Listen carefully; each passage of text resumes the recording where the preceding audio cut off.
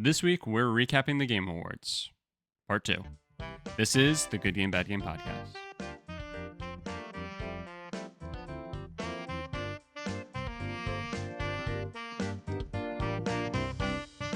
Hello, everybody, and welcome back to the Good Game, Bad Game podcast. I'm your host, Spencer, and with me is a man who, in my opinion, is the obvious winner for co-host of the year. It's my co-host, Mike, are you getting deja vu? Feels like it. Mike, are you getting deja vu? Are you? Feels like it. Groundhog Day, the podcast. Love it. Oh, man. We should just completely re-record an episode word for word from like the first season. Okay, well, one, that would be insane and would be a ton of work to like write out a script. But yes, that would be hilarious. I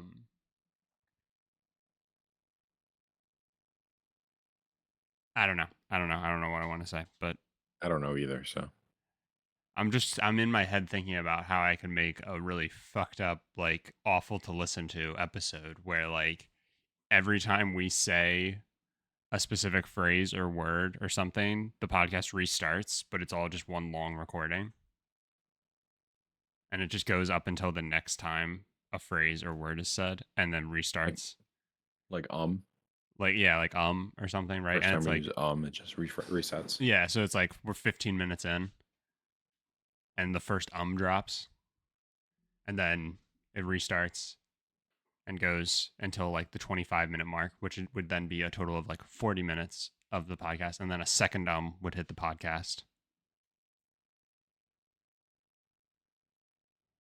I love it. That would be a nightmare. Let's do it this episode. No. It sounds like a nightmare of editing work for me. Oh no. What have you been up to? It's only been 2 days since we've last talked, but for our listeners, it's been a whole week. But in the 2 days, have you managed to sink your teeth into anything? I have a new game, and you're gonna love this.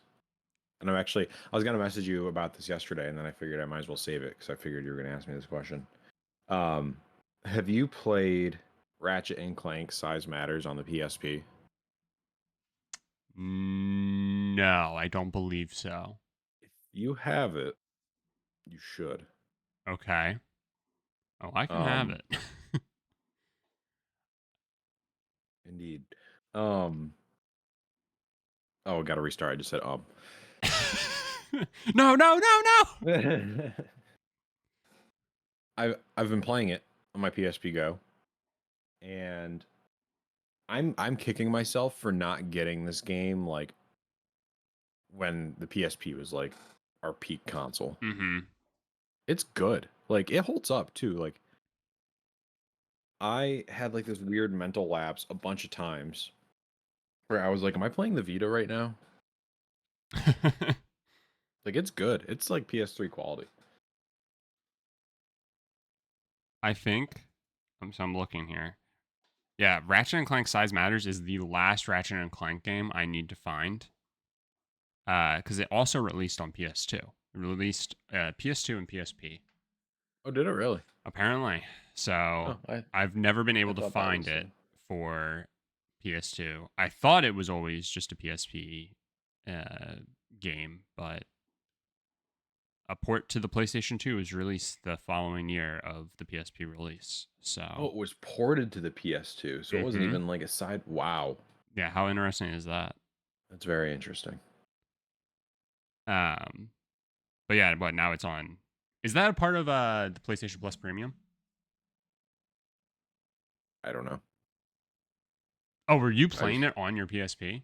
I'm playing it on my PSP Go. I think you said that. I'm sorry. I did say that. Fuck you.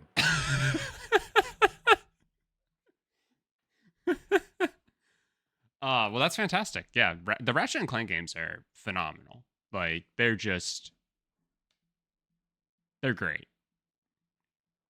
So that's awesome. I'm happy you're playing it. And It's now like you have a whole plethora of other games. If you enjoy that one, there's about 19 others that all released within a year of each other that are that are pretty good.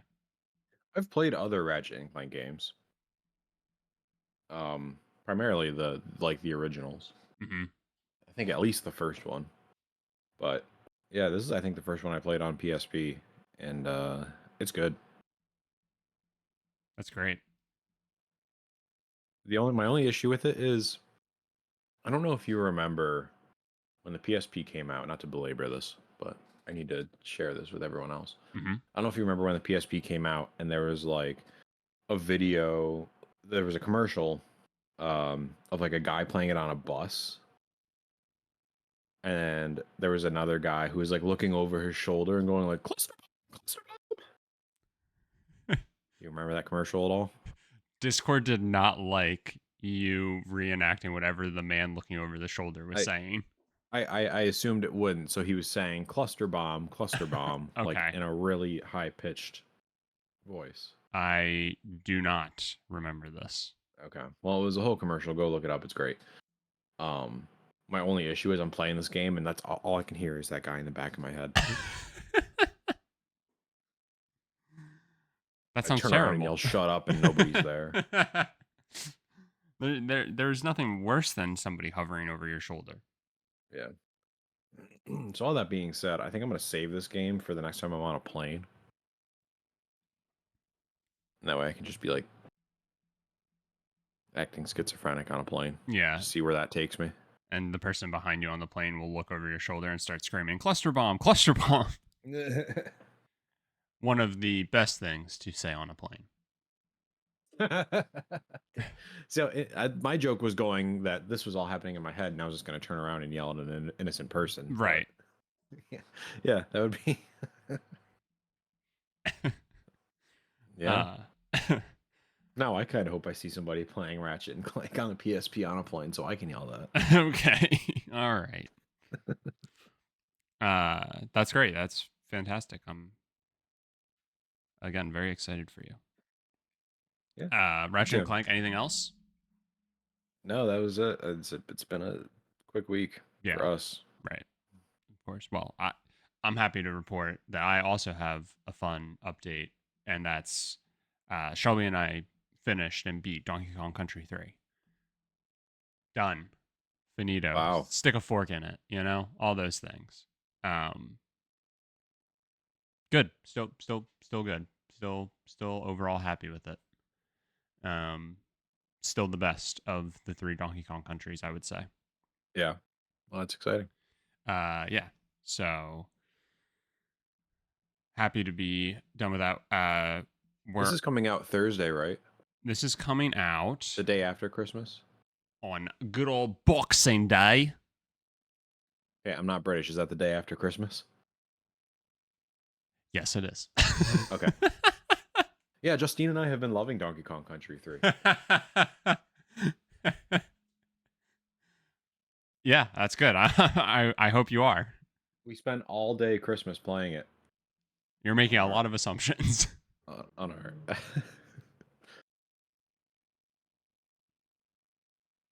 It's gonna be really. No, I think it's a pretty safe assumption. Yeah. I have a feeling that this is what we're going to be doing.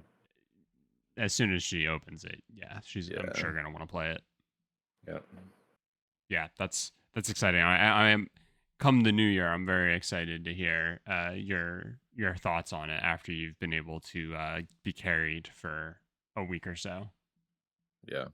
Can she like literally carry me? I can be. So how do I want to phrase this? I can be Diddy and jump on her back. Yikes. So you're Dixie and Kiddy Kong. And it's very funny because player 1 is Dixie, but Dixie has the cheese jump ability of like spinning, so you can kind of like really finesse your jumps. And I don't think Dixie can pick up Kiddy Kong, but I do think Kiddy can pick up Dixie Kong. Gotcha. All things to keep in mind. Well, yeah, I know. I played the game. Oh, right. Stop. You're confusing me. I'm confusing me. So, but yeah, we're excited. So we're almost finished with all of the Super Nintendo games that we have. We've got 2 left to play as of right now. So next we're playing Breath of Fire, which is a JRPG, and there's like 5 of those, but only 2 I think on the Super Nintendo, and we only have the first one right now. And then the last game we have is Star Fox to play on Super Nintendo, and then we're going to be moving on to the PS1, which is very exciting. And then for modern gaming, I've only been playing Balatro, and I still just am so fucking addicted to it. Like, I don't even want to think about, again, it's been 2 days since we've talked to each other. I don't even want to think about how many hours I've put into that fucking game between the last time we talked and now. You're making me real nervous because I haven't downloaded it yet. Honestly, you want to talk about a plane destroyer? Well, you want to talk about a fucking cluster bomb on a plane? That game would definitely. I mean, it's making me realize I should get it on mobile so I can use it on a plane. Yeah. And just fucking time bomb that plane. Just fucking blow it right up, you know? All right. Well, now that we're on lists, let's. Now that we've at least moved up the list, right? Let's finish up our discussion around the Game Awards. If you, for some reason, are listening to this episode and you didn't listen to last week's episode, Mike and I talked. We did our first part of our Game Awards recap, and we kind of did a high-level overview of the show and our thoughts of it, and then kind of, drilled down into a few things, discussed a lot of the award winners, the speeches, the entertainment value of the show as a whole, and then towards the end of it, we got into a couple of the games that we're like generally excited about, and we were sort of saving, I think, the more like holy shit, the ones we want to kind of, I think, talk about a good bit for this episode. So that's what we're going to do now. And Mike, if you don't mind, I would like to go first. Please. With one of the first things that was announced as a part of the main show. The Witcher 4. So we got a first look at The Witcher 4 using Unreal Engine 5, and what else did it say at the bottom of the screen? Some sort of like unreleased, unknown GeForce. NVIDIA, yeah. Yeah. I caught that. That was interesting. Yeah. And man, to like kind of take you through, I mean, I've watched this trailer now, this like cinematic teaser trailer. I've watched it 10 times, maybe. Oh. What did you say? How many? I said 7 times. Yeah, it's been a bunch, right? Like I think more than one hand could count, unless you have 6 fingers, and then it's like close, maybe. Mm-hmm. Yeah, I've definitely like watched it a bunch of times. I don't actually know, and I just like keep watching it, and I'm just so freaking excited. If you didn't know, Witcher 3 is like one of my favorite games of all time. It was a game that I knew fairly little about. I had watched like one video that was like a goof 'em up, like comparing The Witcher to Skyrim, and it kind of sold me on it. And then I went and got it on a whim, never having heard of the series before. And it just quickly became one of the greatest gaming experiences I had ever had.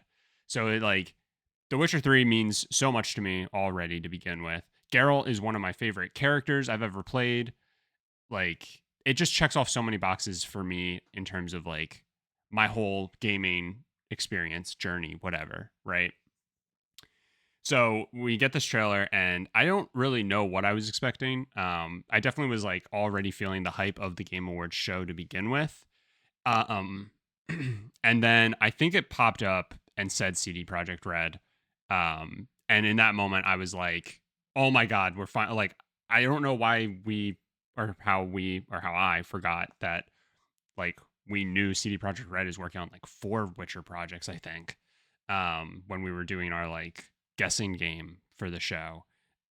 And so I was like, oh my God, we're seeing new Witcher stuff. And I didn't know where it was falling in terms of all the stuff that they're making and whatnot. Um, and then I realized when they showed the back of The Witcher, I realized very quickly that it was Siri. And that also just got me to like a whole nother level of hyped up.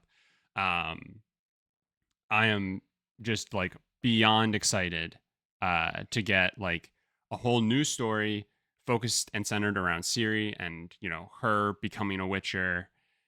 It like just feels like a perfect like mantle pass, like torch pass from Geralt in the last game to Ciri now, and like getting to like experience just a whole new fresh story. And the cinematic trailer and everything just looked fucking like breathtaking. It was insane. You're breathtaking. No, you're breathtaking. Um, yeah, this is easily, you know, besides GTA 6, I think. And that's tough, but this is probably the game I'm most excited for. Um, that like we know is going to be coming, you know, semi soon, right? Like we know it's oh god, I don't know. This might not, I guess, come out until like the very end of this console generation. It might be 2026 or 2027 when this comes out. But my hype for it is already just like through the roof.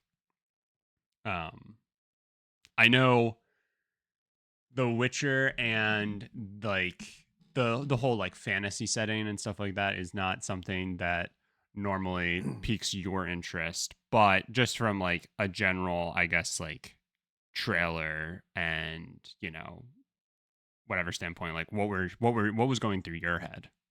So I kind of like still haven't, how do I want to phrase this? Like secured my thoughts on this because I mean I've heard nothing but praise for The Witcher 3 from you for the past 10 years. Mm-hmm. And Going on 10 years, that's crazy. yeah. And it is crazy because it feels like it's a game that holds up. Like I could go play it today Mm-hmm. and it would be fine. Um I'm very like torn. First of all, this came up and I was like hyped for you. That was my first thought. Like, because I know this is like in your gaming Mount Rushmore. Mm-hmm. Uh, and like I I'm excited for it, and like there's part of me that's like I really want to play this game because I've heard nothing but good things. Yeah. And I need like maybe this will be the game that kind of gets me to branch out a little more. Like obviously I'm not escaping like the medieval or like fantasy kind of genre. Mm-hmm. Uh so I don't know. I just need that one game to get me into it. And my other thought was I loved Cyberpunk so much. Yep. And just like I mean the game itself, but also just like the narrative design, the mechanics, like the total feel of the game that CDPR was able to like make. Yep. And I mean that studio is probably in my top 5 studios right now. Just from Cyberpunk. And Like yeah. just from that one game. Yep. So like for me to kind of allude to a game we're going to talk about later, like I feel like it's going to get to a point where CDPR is going to come out with a game and it's going to be like Naughty Dog for me, where like it just has to be, it has to be a must play no matter like what it is. Yeah.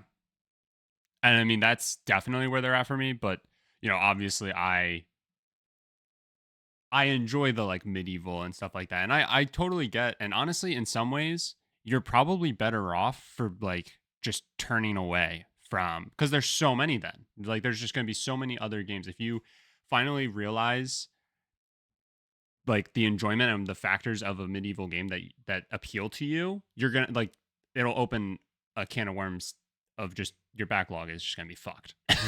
It even Yeah. more so. But dude, yeah, like, man, But I if feel there like if this could be my one, you yeah, know? I was gonna say if there's one to take a chance on and to like really try, it's gotta be The Witcher because especially because like you said, with how much you enjoy Cyberpunk, this is like a bit of a side now, but like uh so my friend Austin was he streams and he streamed the entirety of The Witcher 3, right? And from just popping in, like I obviously couldn't watch every single second of every single stream, and just like the amount I was able to pop in and watch, it was insane. This is a game, mind you, that I have not touched in like over 8 years, and there were story beats that were so fresh in my mind. I remembered so many parts of that game just because of how amazingly written the characters and storylines were. And now he's playing Cyberpunk, and it's the exact fucking same, which Cyberpunk's a little Mm-hmm. more fresh in my mind. But it's just insane that like he's in the beginning and he's talking to Takamura, and I'm like, oh my god, Takamura is like one of like the best written characters in this game, and has like a crazy good arc and everything like that. And I was just like, it was all just like flooding back to me, and like yeah, like they just the way they craft the stories and everything, they just do such a good job that like it's just unbelievable. Um, It's amazing to me. I think other than GTA, I have never had a game where I've put more time in Endgame than I have Cyberpunk. Like literally to the point of just driving around the world, or like they did the public transit update, mhm. and literally just like going from station to station and then just like seeing what events would pop up. Yeah, I mean they crafted a world that like it felt like you could just exist within, which is Yeah. like the that's the amazing thing like you said about GTA 5 is that like the world and the moving parts all around you and everything just feels so like it just feels good, to just even drive around, to even just exist within. Um yeah. It's that care and like attention to detail and everything like that with these games, that like make them must plays. And yeah, so I'm just, beyond excited. And again, like knowing that there's additional Witcher stuff in the pipeline from CD Project Red, I'm super stoked for. But I was like waffling. I didn't know, watching the whole thing. I was like, I couldn't again. I can't remember all of the different games that they're making. So I was like, is this going to be, like The Witcher colon, uh, something something about Siri, right? And like secondary title. And is this going to be effectively like a spin-off game, or is this going to be a mainline game, or like what exactly are we getting here? And sure enough, at the end of the trailer, it showed The Witcher 4, and again, just like through the roof, beyond excited. And that was to kick off the show. So, I know we talked about the overarching show last week, but I don't know about you. When The Witcher 4 was the kickoff announcement for the show, I think that was what solidified in my mind that it was going to be an amazing show, because I didn't know how The Witcher 4 could not be the like one more thing. You know what I mean? Yeah. Um and so that just like, from the jump I was like, okay, this is going to be pretty special. What was insane, and we don't need to spend too much time on this, but what was so insane was when Jeff wrapped up The Witcher 4, right? And he starts talking about the next like debut trailer that they were going to show. And this man was getting so choked up, like he was shaking with excitement. And they started showing the next game. And I'm just curious like if anything was going through your head, because when uh it like started, he like mentioned a game of the year. I think he might have said winner, and I just maybe didn't clock it. So I thought maybe he just said like a studio that had been nominated for game of the year. So I thought we were getting the Elder Scrolls with the next announcement. And I'm just curious if like, did you have that same feeling, or I honestly I had some feeling like that, but I was like scrambling to come up with what it could be. yeah. Yeah, So by the time they said what it was, I just had no thoughts. Yeah. So it was just like that, like, again, another like fantasy like realm setting, and I was just like, oh my god. And like, again, his excitement was just like so high that the only thing that I could think of for me that would get me like to that level after seeing, The Witcher, I was like, holy fuck, are we actually finally seeing, Elder Scrolls 6, Skyrim 6? Mhm. And we didn't. Instead, it was uh, a new Elden Ring game, not more DLC, I think, was my understanding. It's my understanding that it's a multiplayer standalone. Yeah. So that's really interesting. I'm actually like intrigued by that. Because maybe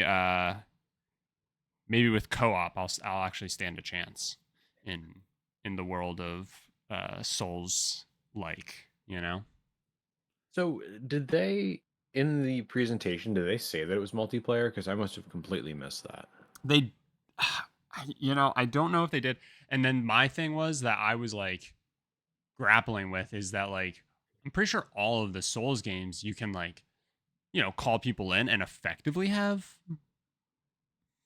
like co-op. Like when I was playing Demon Let me Souls, solo. yeah, exactly. Like when I was playing Demon Souls, I had this guy join my game or I joined his, and um his name was like, I don't know, he had ass in his like PSN name though. So I just kept calling him Ass Man every time Very I nice. needed help. And we got through like 3 bosses together. Um so yeah, so like games have always like the Souls games have always had like that. And so that's why I was like, I think confused because I was like, oh, is it just that? Like that's something that they've always had. But then I was like, they're specifically calling it out.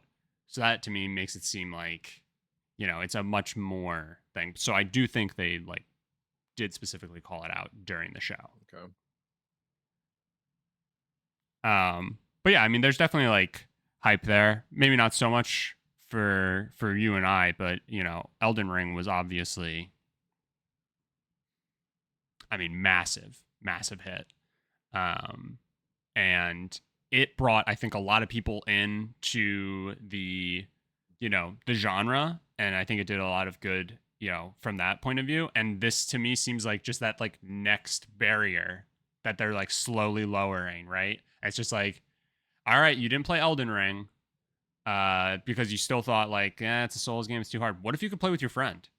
Yeah. What, you got 2 friends who already like love every Souls game, and then you got 2 friends who barely touched any. Now you can enjoy it together. It's such a fantastic idea. A big fan of it. Big fan of what they're doing. I'm honestly kind of shocked at how fast that announcement came out. Like it Right? feels like I know Elden Ring came out 2023, but it feels like it just came out and it's still very prominent. Yeah. No, 100%. I was really shocked. I mean, I was shocked that, yeah, not only is it like a whole, new game, it's like they just also dropped like a massive DLC for Elden Ring, right? That was Yeah. freaking nominated for Game of the Year. That's how big it was. So like that's Insomniac levels of like churn right there, which is pretty crazy. Um I'm just trying to keep going through my list. It looks like so then Joseph Fares had his announcement, I think, Oh yeah. somewhere between what we just talked about and the end of the show, obviously. Dude, his energy. He's so fucking cool. Yeah. He should like be able to co-host the Game Awards. Really, he should. And I love that he knows how cool he is. Yeah. Not ashamed of it at all. So he showed off Hazelight's new Hazelight, right? Hazelight Yeah. Studios. Yep. He showed off their new game. So if you don't know, they're the creators of It Takes Two and A Way Out. And yeah, we got to see first look at their next game, and what's it called? Split Fiction. Yeah. Uh, it looks so freaking cool, dude. Um, I was thinking, I one completely forgot their whole deal and how you and I played A Way Out originally when we were like going back and wrapping up something. Was that because we originally we played it like in the same room together, and then I know we had to go back and do something, and so we ended up like I was back out in Pittsburgh at school, and we ended up playing because of the whole like friend pass system Right. that they do, which is so freaking cool. And it was making me think like maybe we got to play this one together. We didn't play It Takes Two Yeah. together, but maybe we got to play this one together because one, playing A Way Out together was so much fun, and this game just looks incredible. The whole gist of it is that like every level you play, it has like a medieval setting and then like a high fantasy setting. No, sci-fi setting. Excuse me. Yeah. So, Medieval high fantasy or sci-fi. And that whole concept seems really cool. I'm really excited to see how they like interweave that into each level. And yeah, it was giving a lot more like It Takes Two vibes, which I think is like good because It Takes Two was like damn near the perfect game and like yeah. perfect And it's one of a experience. kind. I mean, 100%. nobody else is doing that. And that's the other thing too. I love their commitment to these like co-op experiences and like absolutely nailing it. Mm-hmm. Yeah, I'm super stoked for it. What were your thoughts?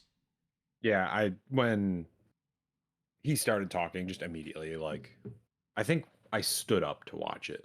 I was that excited for You pulled like the dad move of like it. just walking through the room, but I'll stand and watch the last 2 hours of Shawshank. Yeah, sure. Um, kind of. But yeah, I was very excited for this.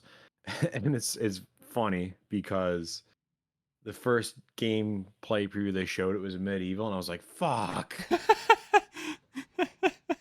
It's like, God damn it. Why can't we escape this shit? Why can't there be one game I mean, that's not this, or even like Space Bounty Hunter is getting old. yeah, And then they it's showed the sci-fi, and I was like, fuck, it's that too. it's gonna be But like a little different than that, though. yeah, It's not an I know. RPG. No, when they went through and explained that it's like two writers whose stories are getting intertwined, I'm like, that's sick. I love it. It's gonna Mm-hmm. be cool to have like to go back and forth. Like I'm assuming they're going to do like medieval like mechanics, like um not catapults, but the other thing that has like the rock on the end. A trebuchet. Trebuchet, thank you. You're welcome. Like trebuchets on one side and then like laser guns on the other side. Yeah. So like just trying to think through different problems like that seems really cool. I'm really excited for it. Justine's really excited for it. I mean, we loved It Takes Two. Yeah. I mean, genuinely, again, like a peak experience. Because, like you said, you're not getting that anywhere else.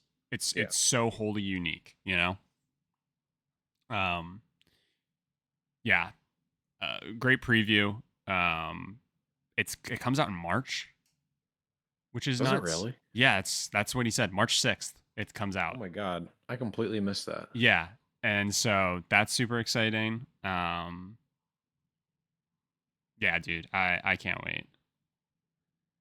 Let's see. That'll be a game we'll buy right away. Yeah, Like It Takes Two came to Game Pass pretty quick, but we'll probably just buy it. yeah. So Shelby and I didn't play It Takes Two until after it won Game of the Year. Actually, I don't think we touched it.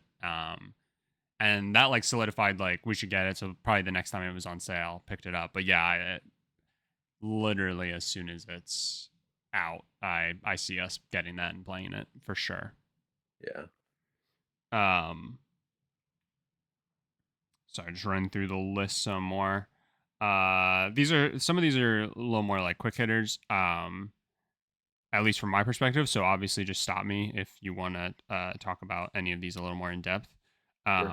I know samurais are overdone, and this is like another old series with getting a new game.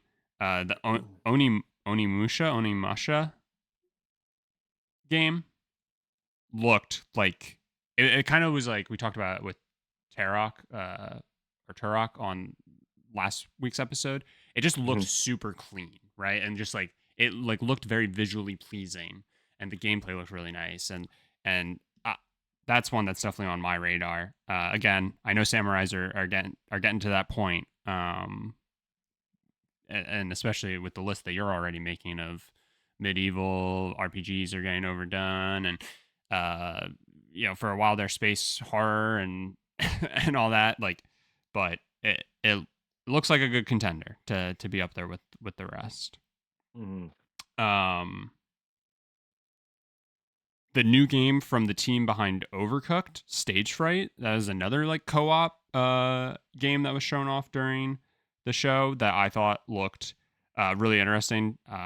Shelby and I are huge fans of Overcooked, so I think Mhm. it's definitely something that we're down to try. It looks a little more well, you're not running a kitchen, so it definitely looks like a whole different and like new experience and everything. Yeah, we're excited for that one. We loved at least Overcooked 2. I don't know that we played much of the first Overcooked, but we played Overcooked 2 at least like 3 or 4 times, I think. Yeah, it's I mean a phenomenal game, just like endless fun.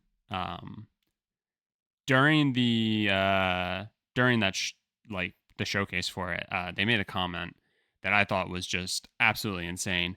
Um, they said this would have never happened at E3, and I was gobsmacked when I heard that. I was like my mouth hung open a little bit. I was like, oh my That was very god. funny. But yeah, that was hilarious. Um, again, sorry, just trying to go through a couple of other quick things. The Game of Thrones game that was shown off. Um, Yeah. yeah, again, I know, like, it's again a medieval and like fantasy setting and Mhm. whatnot, but um, again, visually it was just like unbelievable, and I was a huge fan of Game of Thrones, the entire series, and getting an actual RPG and not just like the Telltale game, which was also awesome and I loved it, but getting an actual like RPG experience set in the world of Game of Thrones, I am extremely hyped for that. And again, I just thought it like looked so good, and there were so many characters from the show that were there. That was also really exciting, and yeah, I thought that looked really good. I agree that I think it looked really good. Like I once I realized it was Game of Thrones, like, oh, like it's funny to me because we went through like a generation of like movie, TV show, game adaptations were just dog shit. Mm-hmm. And like I don't know why, but in my head, whenever I see like Game of Thrones associated with anything else, I just assume it's going to be dog shit. Fair. Like other than the show, like I have complete respect for the show. You know, I know it's well made, just not for me. Um, it's kind of how I feel like this game is going to be. Like I think it's going to be a great game, just not for me. That's fair. I like that you can be very even keeled with your feelings. Well, I understand it's a me problem. It's just annoying that at this point in my life where I barely have time to play video games, everything is the same. Yeah, But that's fair. I don't know if we talked about it last week, but we did get to see more for Mafia: The Old Country. mhm. Again, love every Mafia game. I am so freaking excited for this game. Um, I think like the whole like story and everything just looks so good. Yeah, I'm really Yeah, excited for this one too. I cannot wait. And then, um, I think you brought it up last week because it was like one of those like holy shit moments and like really cool moments, on the level of, um, getting to announce like the new game from the creative mind behind Shadow of the Colossus. Um, Okami is getting a sequel. I've never played the original. But I know people absolutely rave about this game. So that was just like one of those moments where it's like, this doesn't necessarily mean a ton to me, right? But like very, very exciting from like a general like gaming landscape. And also it's making me realize I probably need to just go back and play the original. Okami HD is $5 right now on the Switch. On sale off of 20. I was gonna try and make like a bunch of noise, like I was like getting up to run, but Shuffling. I don't want to like ruin my setup and crash the recording. So I You thought can better of it. apparently download stuff to your Switch from your phone now. That's kind of cool. Oh wow! I don't know. It says direct download. I'm assuming it's not going to download it to my phone, but that would be sweet. cool too. I'm going to buy that as soon as we get off this call because I've also never played it. But I remember when the first when in 2006 when Okami came out and like it being all over Game Informer and E3 and everybody was hyped for that. I think that was initially like a PS2 release, right? Like it was I'm like a pretty timed sure. exclusive. And I don't know if we had a PS2 at that point, but I know at one point, and other than saying Game Informer and E3, this is going to age me even more, but I believe we rented it from the movie gallery at one point or the Blockbuster video, and at least played it. That was like my first experience with something that I would call kind of like cell shaded. Jesse, what are you talking about?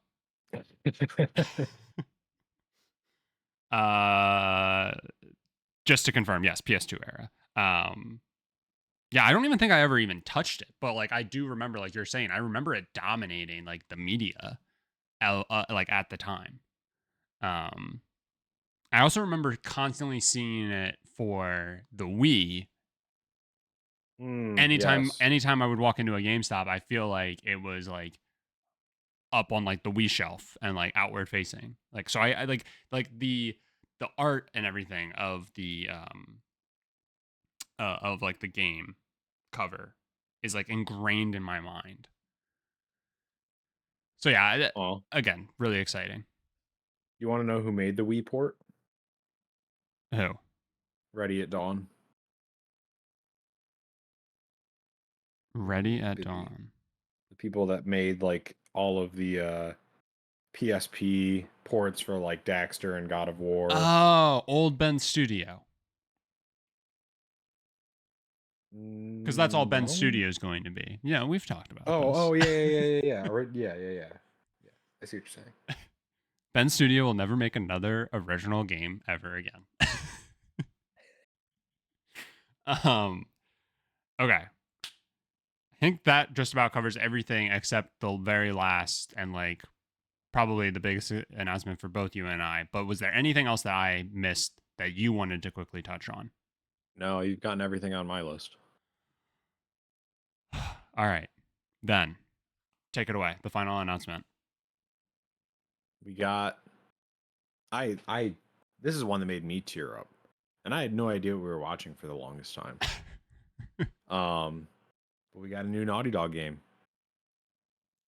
And I'm really shocked that Neil Druckmann didn't come on stage to talk about it. I am a little surprised by that too. Yeah, maybe he was busy. I guess The Last of Us 2, like part 2, is filming right now, but like it's in Seattle. Just drive down to LA. You're fine. Take your spaceship down to LA.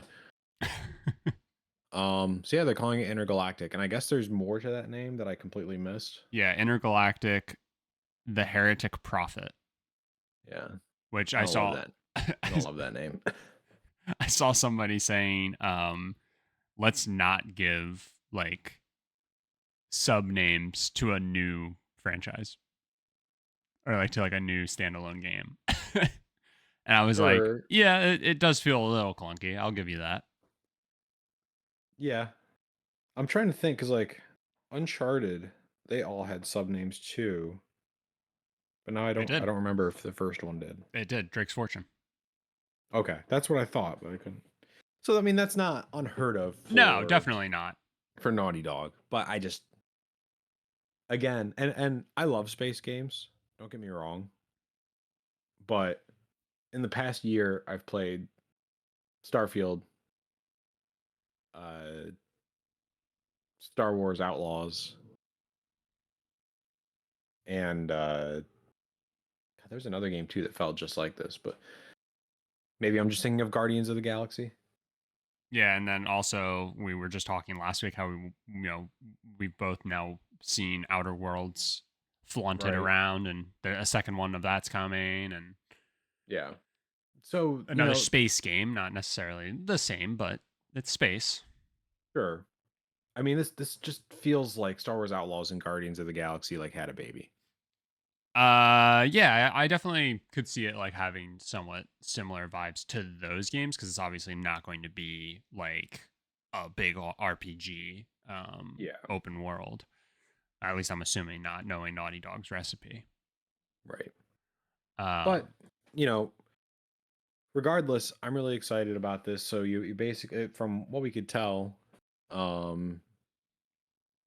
you're a bounty hunter, apparently like a fledgling bounty hunter in space, and you want to go after a contract that no one's ever been able to complete.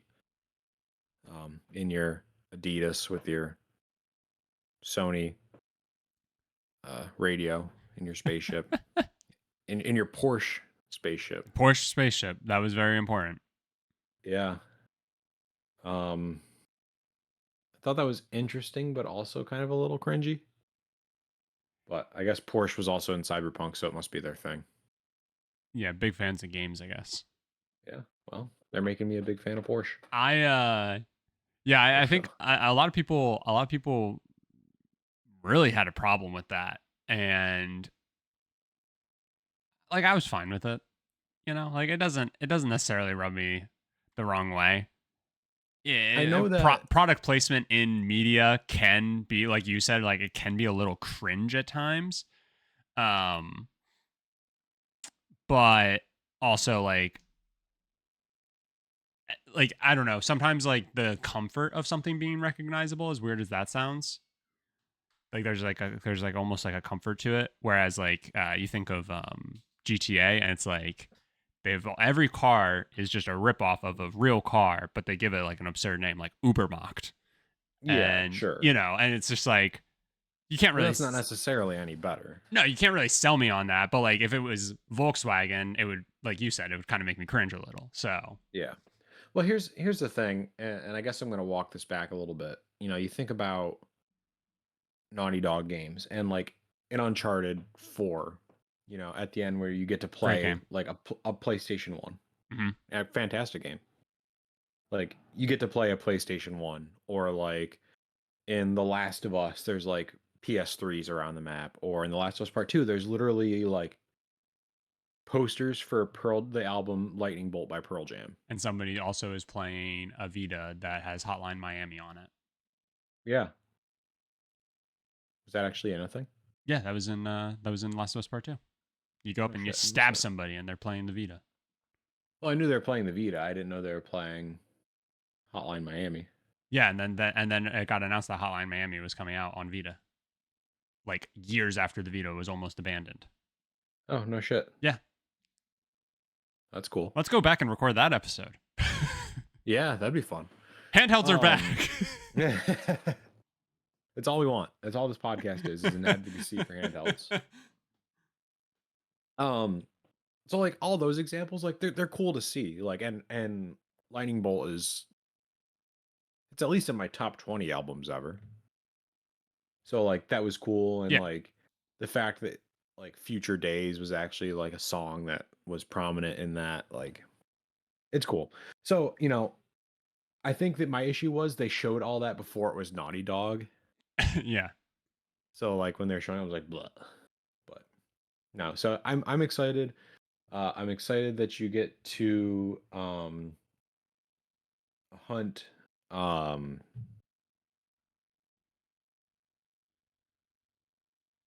Kumal, yeah. I was trying to think of his Silicon Valley character. Valley name. Yeah. I also was trying to think of it too. Seems like the cast is going to be incredible. I'm excited. I mean, this like talk about perfect timing for me to get a PS, assuming it's going to be on PS5. I would also assume. They said they've been working on it for 4 years. Yeah, true. So we'll probably see it at latest 2026. That would be my assumption as well. They Like also I are probably waiting to see what GTA is going to do. true. Um, I guess The Last of Us came out the year before GTA 5, right?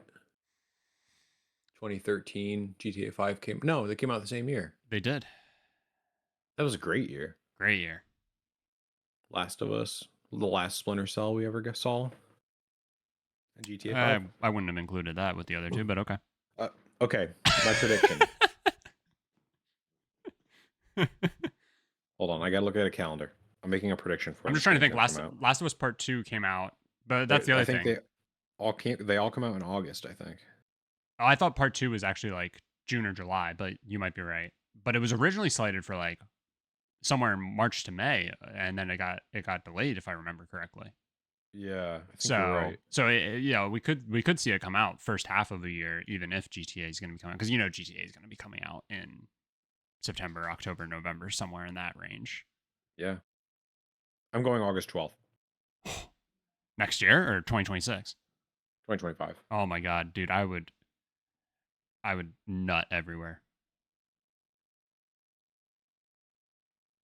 You have to say something. You can't just let it be quiet. No, I'm gonna let that marinate. Which is arguably the worst thing I could say after you talk about me. Merry Christmas, everyone.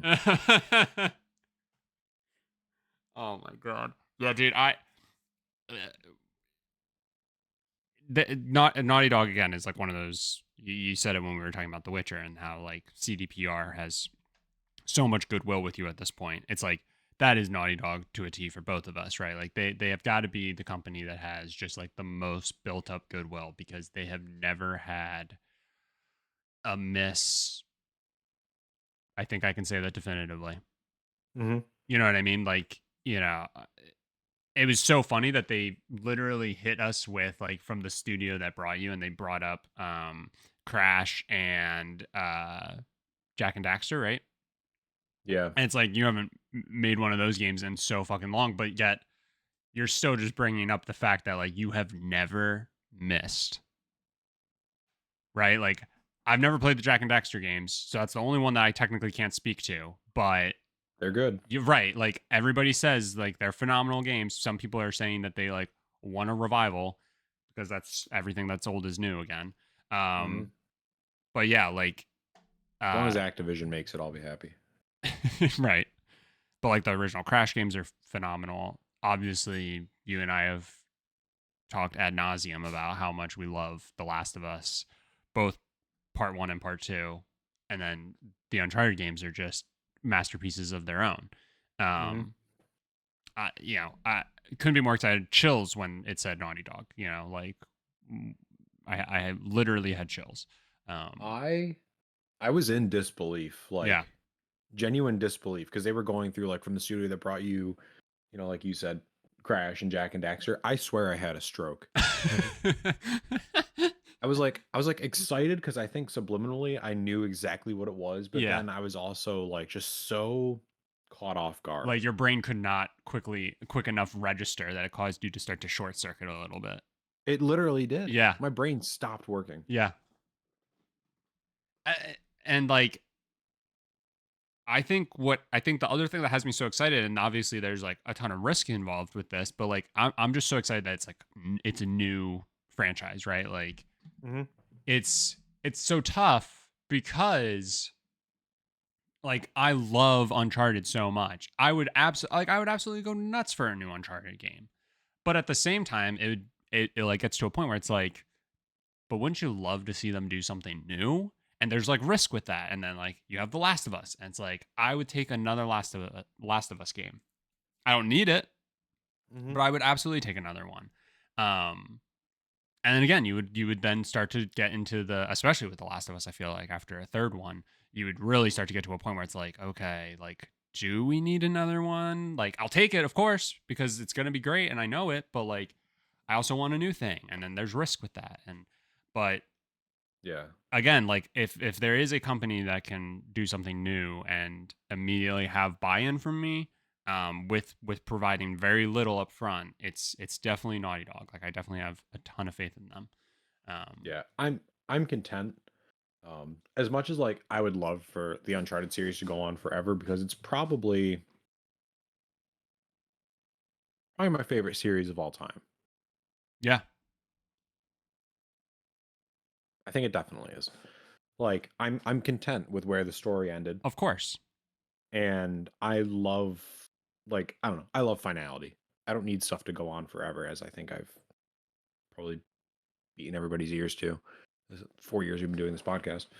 Um so like I'm excited for it to be a new IP. I think they're gonna kill it. And like while I do like I think the whole like space bounty hunter thing is just so overplayed right now. I think that they're like I think all that's going to be irrelevant when this game comes out because it's just going to be that good. Yeah, would agree. Would absolutely agree. This is one of those games, and I probably haven't felt this since The Last of Us Part 2 came out, where like I just can't wait. This is like the only game I'm going to be thinking about.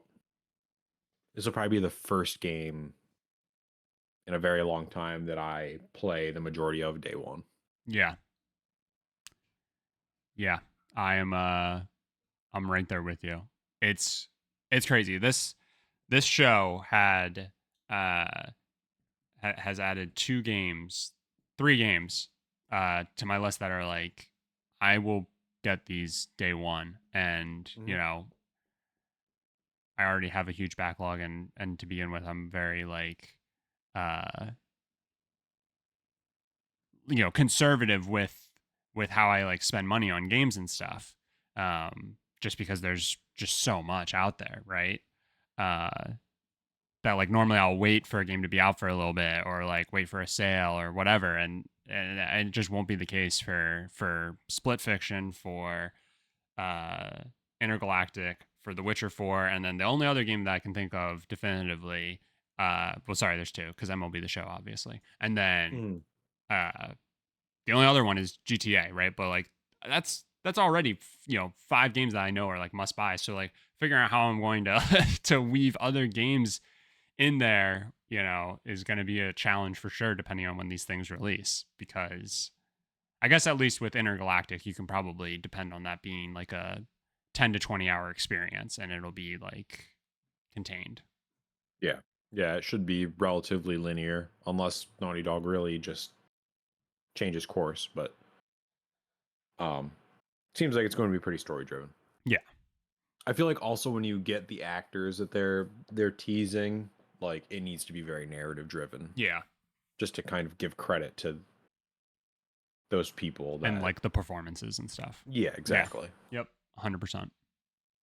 Um, yeah, it is gaming back. Dude, gaming, Is it man, going to be back? I should say. it's just crazy because like 2023 was such a fucking massive year, It was. right? Like there were so many hits in 2023, and 2024 was still a good year. Don't get me wrong, but Mhm. yeah, 2023 was just loaded, and yeah, we've got it. It feels like this like air quotes new generation of consoles are finally about to hit their like peak stride, Yeah, with like this like final you figure about 3 year window that we're about to head into. um it feels like we're about to get some real heavy hitters, some just like greatest of all times potentially, uh games out there, because like GTA 6 is going to immediately enter that conversation, right? oh yeah, I'm um sure. you know yeah, it really feels like we're about to get hit with some.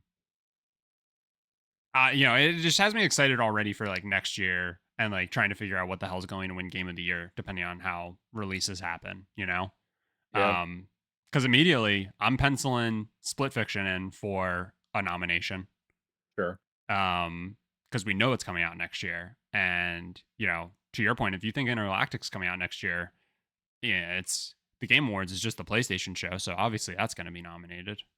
Yeah. Metroid Prime 4. Fuck, when does that come out? I think I don't know if there's a definitive date, but I think it's like May of next year. Yeah, I think you're right. Holy shit.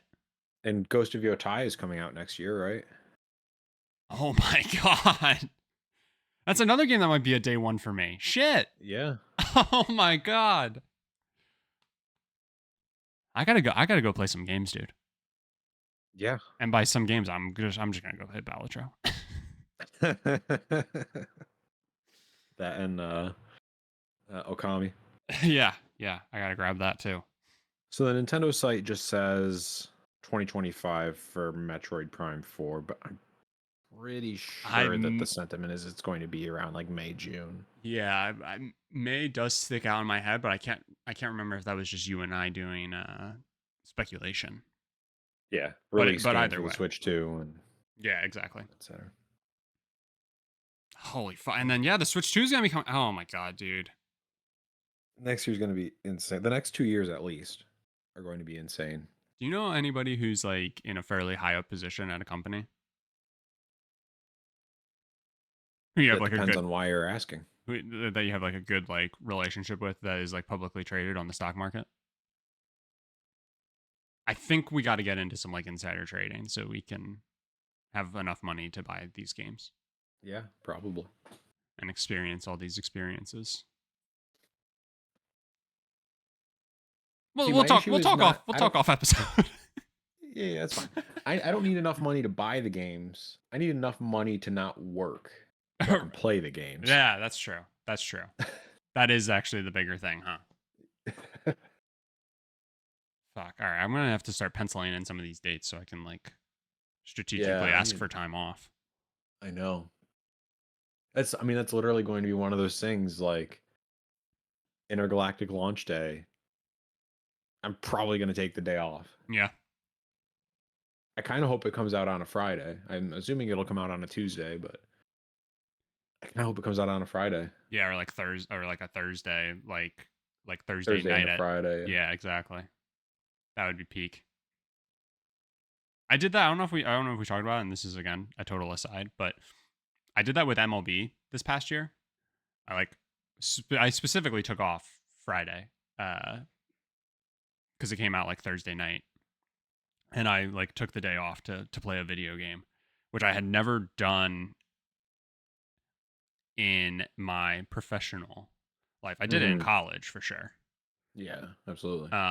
Because fuck class, who cares? Who needs education? I think I did it in high school too. I don't think I did it in high school, but I think I did it twice, which is funny because the two games that I have in my head are the standalone for The Last of Us. Whatever that's Left Behind. Left Behind, yeah. I think I did it for that, and then I think I did it for Metal Gear Solid, not Phantom Pain, but like the smaller game that came out. Yeah, before it. I'm trying to look on my shelf. Are you sure that wasn't Phantom Pain, and then the other one was like Phantom Liberty? Oh, you might be right.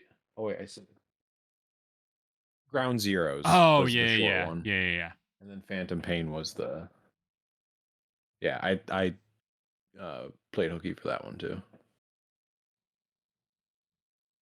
Yeah, well, which that one pissed me off because I like beat it by 10 a.m. I was gonna say both of those experiences. Even Left Behind is like only probably a 2 to maybe 3 hours tops experience.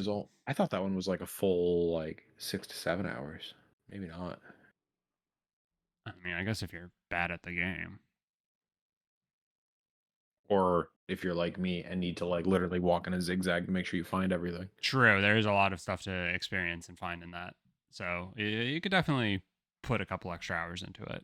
But yeah, I did that in my professional life just to play a baseball game, and it felt so amazing. So I'm definitely gonna start doing that more. Oh yeah. Considering that like when you work remote, it's really easy to like if you're sick just to keep working anyway. Right. So use a sick day. Yeah, Exactly. It's I could probably already play a couple games just throughout my workday, but it's nice to just like be able to like not even open anything and like have to Right. worry about being like, on. So, um, but yeah, there's a fuck ton of games to do that with coming up. So, Mm-hmm. shit. All right. Anything else you wanted to touch on for the overall show? Any final Just, thoughts? just really good. At least I can say I talk a lot of shit on Jeff Keighley.